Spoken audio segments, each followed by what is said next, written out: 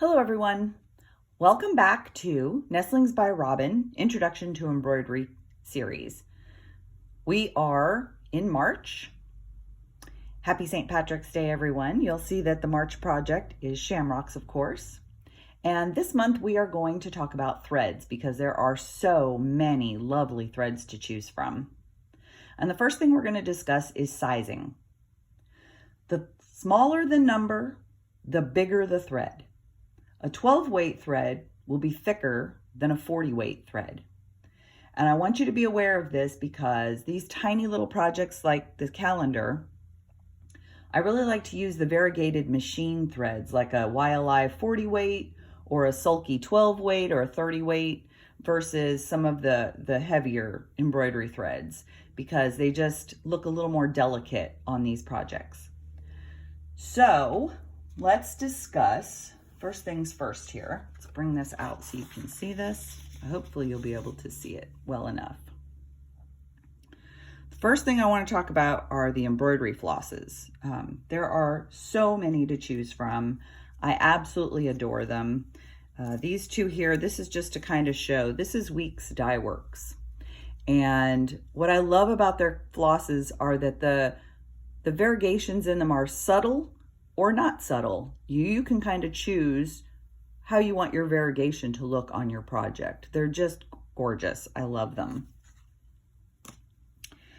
And so for some of the projects in the calendar, I did use two strands. I used two strands, but you could also use one strand if you wanted.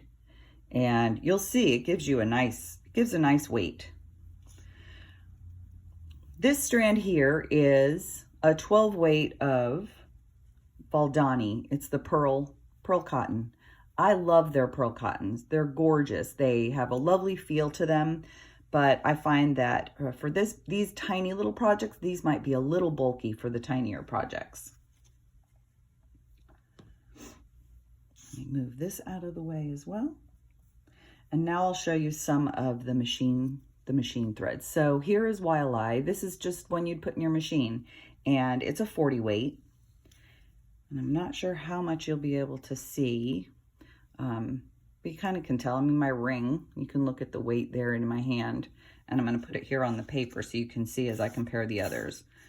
Very fine, though, especially compared to, here was the Valdani that we had on there. I mean, it's pretty obvious from there, the weight difference. Now, Sulky has 30 weight machine threads, and again, just slightly different in person, especially when you're looking at them. You can see that slight difference in them. And again, look at the variegations on that. Beautiful, beautiful, beautiful. Now, if you go and you look at Sulky, they have a whole brand called Blendables, and the Blendables, again, look at that variegation. And this is a 12 weight, and it's meant to go in your machine, but I use it a lot, and I'll put it right here between the 30 and the 40. I use these all the time for hand embroidery. And the reason I use them for hand embroidery is I get that lovely variegation that I want. And even though when you're looking at these, they may appear too thin for doing embroidery work, if you're doing something like a stem stitch or an outline stitch, that line's going to build up weight pretty quickly as you go because you're overlapping. You'll see when we get to the next month or two when we're starting to talk about what stitches we're using and how those stitch lines, as they get thicker, these thinner threads are perfect for that. Most of the time when I am choosing my threads, I'm choosing them for color, not necessarily the purpose of the thread. So if you're looking at it and saying, oh, but that's a machine thread, I don't care. As long as the color matches the project that I want to work on, I'll choose it based on that. Like I said earlier, the pearl cottons are great for the bigger projects. Flosses, you can change your weight line. That's the added benefit of the flosses. If you want to use one thread or you want to use 3 or 4 threads, because they come in a 6 strand, you get to choose the weight of your line based on how many strands you pull out of there. And so for some of these, if I'm doing a vine, I might use 3, but if I'm using something more delicate in the area, but I want to keep the color the same, I'll just pull 1.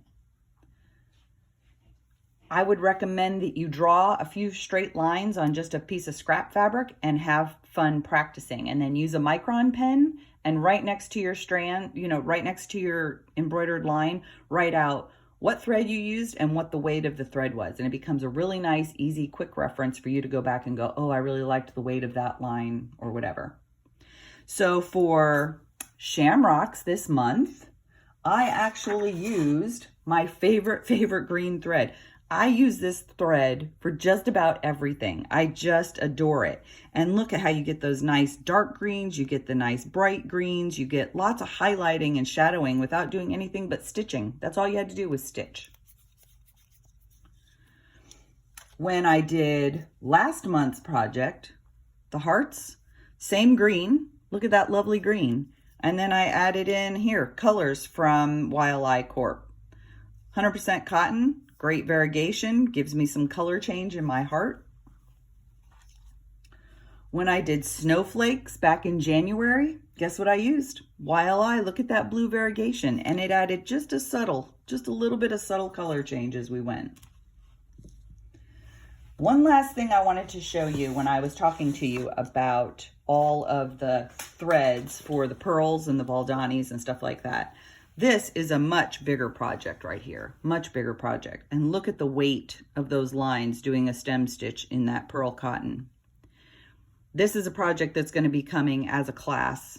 These are pre-printed designs of mine, and at some point in 2023, I'm going to get that class up and going so that we can have a fun stitch day together. In the meantime, I hope I've answered your questions. I hope you've enjoyed this and that you've already started on the calendar. If not, we will be working on that next month. In the meantime, happy stitching. See you later.